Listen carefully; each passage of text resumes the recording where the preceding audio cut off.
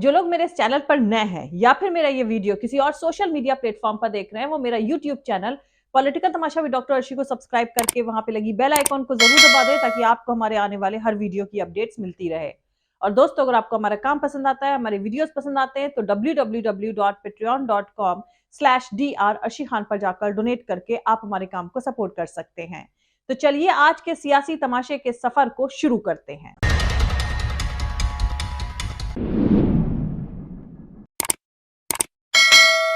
मौजूदा सरकार की फॉरेन पॉलिसी में सिर्फ स्टाइलिस्टिक बदलाव हुआ है, क्वालिटेटिव चेंजेस नहीं हुए हैं। कौवे को सफेद चौक से हंस बनाने का नाकाम तमाशा चल रहा है, सब सिर्फ दिखावा है। मुल्क को सबसे ज्यादा नुकसान बढ़ा चढ़ाकर पब्लिसाइज करी बातों से पहुंच रहा है। झूठा कैंपेन और सेल्फ प्रेज यानी शेखी बघाने जैसे विश्वगुरु बन गए। उन्होंने यूक्रेन और रूस में लड़ाई रोक दी, चीन लाल आंखों से डर गया। इन सारी कहानियों के बीच आवाम को पता ही नहीं चला कि कब पड़ोसी नेपाल की सियासत भारत के इन्फ्लुएंस से हटकर चीन के कब्जे में चली गई। वहां प्रचंड के प्राइम मिनिस्टर बनने के डेवलपमेंट से भारत की मौजूदा सरकार पूरी तरह से अनजान रही और फिर अचानक मीडिया ताज्जुब जाहिर करते हुए कहता है, अरे ये कैसे हो गया। बीजेपी सरकार की घरेलू सियासत हिंदू मुसलमानों के बीच जज्बातों को भड़काने पर चल सकती है, लेकिन मुल्क की फॉरेन पॉलिसी तो ठोस रियलिटी और वाजिब जिम्मेदारी से और समझदारी से ही चलेगी। यूक्रेन जंग के चलते रूस और चीन की नजदीकियां बढ़ी हैं, जो भारत के लिए बिल्कुल भी ठीक नहीं है। रूस और यूक्रेन की जंग पिछले 300 से ज्यादा दिनों से जारी है और जानकारों के मुताबिक इतने दिनों में रूस चीन की दोस्ती नए मुकाम पर पहुंचती दिख रही है। और मोदी सरकार को सबसे बड़ा डर यही था कि यूक्रेन क्राइसिस रूस को चीन के बेहद करीब ला देगी। दोस्तों, मौजूदा भारत सरकार का यह डर बिल्कुल सही साबित हुआ। चीन की रूस पर बढ़ती डिपेंडेंसी और रूस में चीन का बढ़ता इन्वेस्टमेंट भारत के लिए किसी भी लिहाज से ठीक नहीं है। रूस का चीन के लिए ज्यादा थैंकफुल या ग्रैटिट्यूड जाहिर करना भारत के लिए मुश्किलें खड़ी कर सकता है। ऐसा इसलिए क्योंकि चीन एलएसी पर लगातार एग्रेसिव होता जा रहा है और भारत मिलिट्री सप्लाई के लिए रूस पर डिपेंडेंट है। माना जा रहा है कि अगर रूस की डिपेंडेंसी चीन पर लगातार बढ़ती जाएगी और इस तरह की सिचुएशन में रूस से चीन कहेगा कि किसी क्राइसिस के दौरान वो भारत में फौजी सप्लाई बंद कर दे, तब क्या होगा। 1962 की भारत चीन जंग हमें याद दिलाती है कि माओ त्से तुंग का भारत के खिलाफ जंग छेड़ने में सोवियत यूनियन का सपोर्ट कितना अहम था। हमेशा से भारत की फिक्र रही है कि रूस पूरी तरह से चीन की स्ट्रैटेजिक एम्बिशंस यानी रणनीतिक महत्वाकांक्षाओं का हिस्सा ना बने, जिससे भारत के इंटरेस्ट को चोट पहुंचे। वहीं रूस की पाकिस्तान से बढ़ती फौजी साझेदारी भी भारत के लिए फिक्र का मुद्दा रही है। दूसरी तरफ रूस भी भारत के अमेरिका के अगुवाई वाले वेस्टर्न कंट्रीज से बढ़ती नजदीकियों से काफी अनकंफर्टेबल रहता है। जैसे अमेरिका, जापान और ऑस्ट्रेलिया वाला गुट क्वाड में भारत का शामिल होना रूस को कभी अच्छा नहीं लगा। क्वाड को लेकर रूसी फॉरेन मिनिस्टर सरगेई लावरोव ने कहा था कि वेस्टर्न कंट्रीज भारत को चीन के खिलाफ मोहरा बनाने में लगे हुए हैं। तो दोस्तों, यूक्रेन के प्रेसिडेंट वोलोदिमीर जेलेंस्की 21 दिसंबर को अचानक अमेरिका पहुंचे थे। जेलेंस्की ने अमेरिकी प्रेसिडेंट जो बाइडेन से मुलाकात करी थी और अमेरिकी कांग्रेस को भी एड्रेस किया था। अब अहम बात यह है कि इसी दिन रूस के फॉर्मर प्रेसिडेंट और रूसी सिक्योरिटी काउंसिल में पुतिन के डेप्यूटी दिमित्री मेदवेदेव चीन पहुंचे। मेदवेदेव की मुलाकात चीनी प्रेसिडेंट शी जिनपिंग से हुई। इस बार मेदवेदेव पुतिन के निजी दूत के तौर पर गए थे।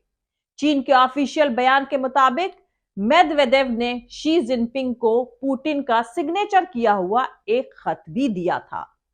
दोस्तों, जानकारों के मुताबिक चीनी डिप्लोमेट पुतिन की फॉरेन पॉलिसी को तूफान की तरह देखते हैं। चीन को लगता है कि इस तूफान को कंट्रोल नहीं किया जा सकता है, लेकिन उसके खतरों को कम जरूर किया जा सकता है और कई बार इसे मौके के तौर पर इस्तेमाल भी किया जा सकता है। दोस्तों, अब शायद इसी के चलते रूस और चीन के बीच कारोबार के जो डेटा हैं, उनसे पता चलता है कि दोनों मुल्कों की दोस्ती नए मुकाम पर पहुंच गई है।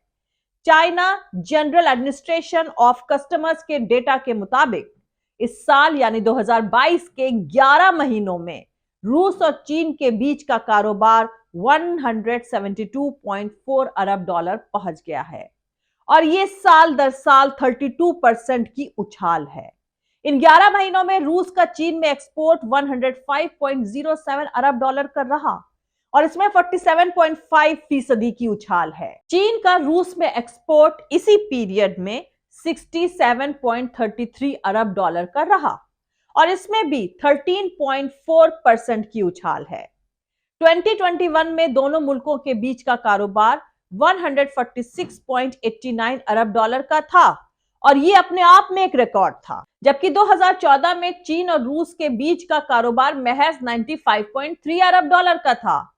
खैर, अब रूस के रेलवे और पोर्ट में चीनी इन्वेस्टमेंट बढ़ रहे हैं। रूस और चीन अब ज्यादा से ज्यादा अपनी करेंसीज रूबल और युआन में बिजनेस कर रहे हैं। दोनों मुल्क डॉलर और यूरो में कम से कम कारोबार को बढ़ावा दे रहे हैं।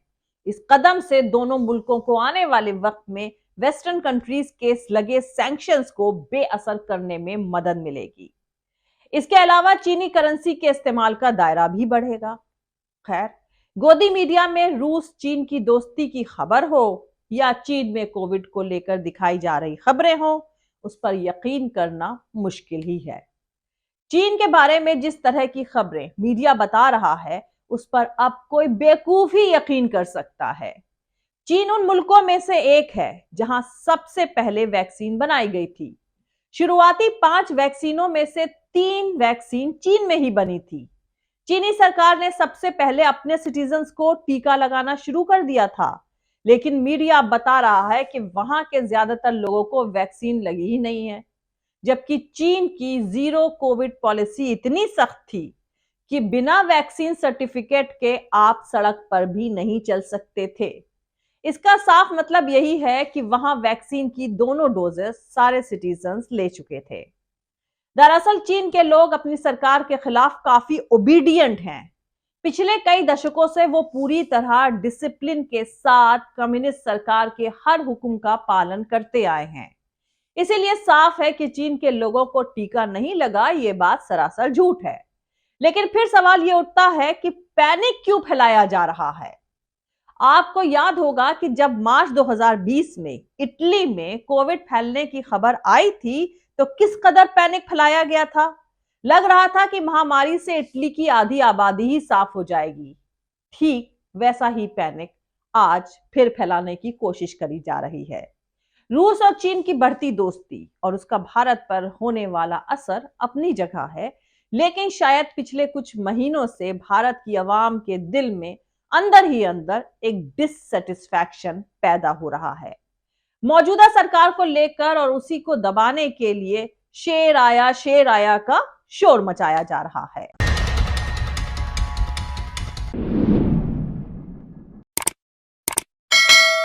तो दोस्तों, मिलते हैं अगले वीडियो में किसी दूसरे नए सियासी तमाशे के साथ। जय हिंद, सत्यमेव जयते, अल्लाह हाफिज।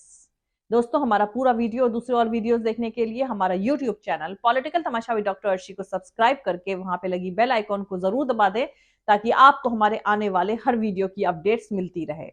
और दोस्तों, अगर आपको हमारा काम पसंद आता है, हमारे वीडियोस पसंद आते हैं, तो www.patreon.com/dr अर्शी खान पर जाकर डोनेट करके आप हमारे काम को सपोर्ट कर सकते हैं। दोस्तों, अगर आपको हमारा वीडियो पसंद आता है तो लाइक और शेयर करना हरगिज नहीं भूलें। आप हमें फॉलो भी कर सकते हैं हमारे ट्विटर, इंस्टाग्राम और फेसबुक पेज पर। मेरा ट्विटर हैंडल है @arshi_aziz khan। Thank you. मिलते हैं अगले वीडियो में।